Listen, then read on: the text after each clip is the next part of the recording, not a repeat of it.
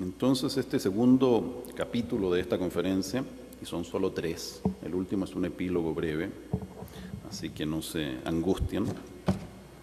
Este segundo capítulo de esta conferencia se llama La incertidumbre de los fantasmas. Un efecto posible de las paradojas novelescas es el de familiarizarnos con la incertidumbre, un estado mental y moral tradicionalmente menospreciado y hasta condenado. Y con cierta razón, la incapacidad de llegar a conclusiones ciertas, la falta de voluntad de cerciorarse, pueden ser fatales en la vida práctica. Platón, en la República, condena al ostracismo a los poetas por razones semejantes, por inducir en los jóvenes dudas y perplejidades que lastran el espíritu de acción. En el fondo, por no ser como los filósofos reyes que deseaba para su estado ideal, seguros de sí mismos y de sus creencias. Es ilustrativo y divertido el pasaje donde Platón interroga figuradamente a Homero, preguntándole si sabe de una sola nación que haya sido regida mejor por principios poéticos. El pobre Homero llevaba muerto como 500 años, así que no pudo contestarle a Platón, y desde entonces los poetas, e incluyo en el noble término los narradores, estamos en el destierro. Y sin embargo, a pesar de Platón y sus ideales, la incertidumbre se agita y crece. Las ciencias se han incorporado ya desde hace tiempo el concepto de indeterminación.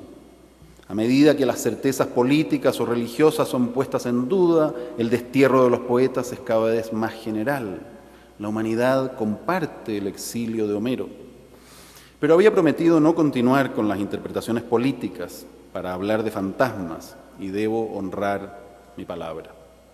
Permítanme contar una pequeña historia personal. Es la historia de cómo una vez yo mismo fui un escritor fantasma. Me ocurrió hace más de 20 años, a esa edad que Dante, esa edad tenía yo, que Dante llama estar nel mezzo del camino. Y créanme que el bosque era oscuro. Por ese entonces vivía en Washington, D.C., en el subterráneo de una casa vieja, e intentaba escribir mi segunda novela. Como dijo Luis Martín en su estupenda presentación, que te agradezco, me tomo mi tiempo, demasiado, entre novela y novela.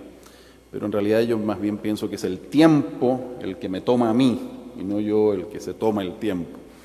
De alguna forma el tiempo se apodera de mí y pasa demasiado lento.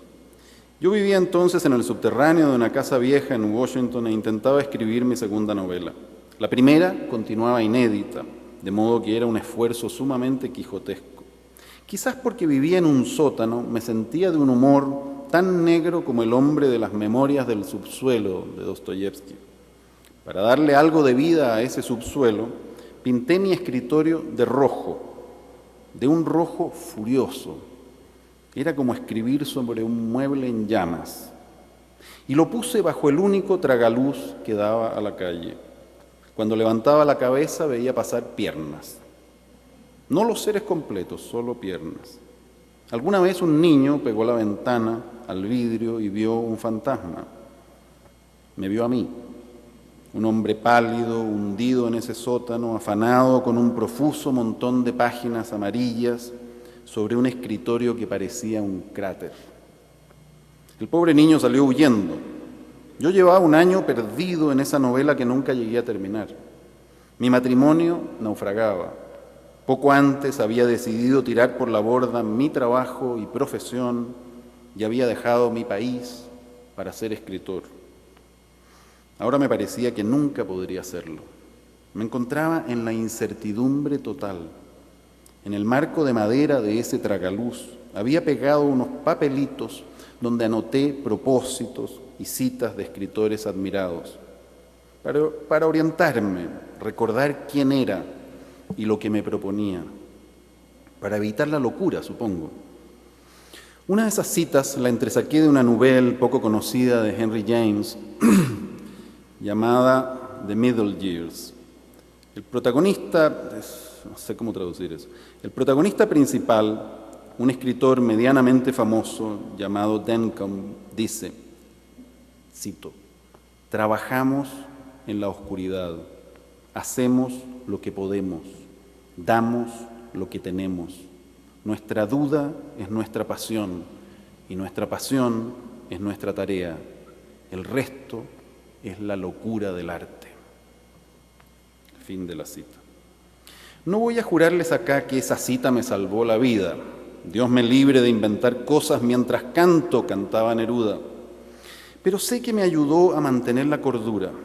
Si un escritor tan grande como James podía poner en boca de un alter ego novelesco esa confesión, significaba que yo no me hallaba solo en la oscuridad, que mis dudas e incertidumbres eran, hasta cierto punto, las propias del oficio. La parte sobrenatural de esta pequeña historia ocurre hace poco. Un par de años atrás leí la novela de Philip Roth titulada El escritor fantasma. El joven escritor Nathan Zuckerman ha ido a visitar a su novelista favorito, el esquivo y maniático E.I. Lonoff. Esa noche, Zuckerman, es una escena muy graciosa, Zuckerman aloja en el estudio de su ídolo. Como haría cualquier admirador, Nathan aprovecha para intrusear en el escritorio de su ídolo. Justo encima, clavado con una chincheta sobre un panel de corcho, encuentra un papelito. ¿Adivinan qué dice ese papelito?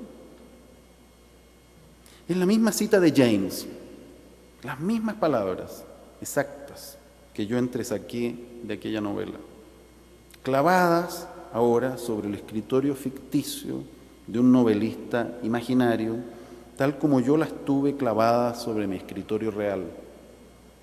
Al encontrar mi cita favorita sobre un escritorio imaginario, supe hasta qué punto yo mismo fui, y acaso sigo siendo, un escritor fantasma. Escritores reales e imaginarios trabajamos en la oscuridad, vivimos en la duda. La duda es nuestra pasión y todo lo que tenemos, es lo que podemos dar. Henry James, que pone esas palabras en boca de su novelista imaginario, Philip Roth, que las clava sobre el escritorio de un gran narrador ficticio para que las encuentre su joven y desorientado novelista inédito. Yo mismo, el novelista inédito que fui y que hizo lo propio, todos en la oscuridad de nuestra incertidumbre, que es al mismo tiempo la locura de nuestro arte.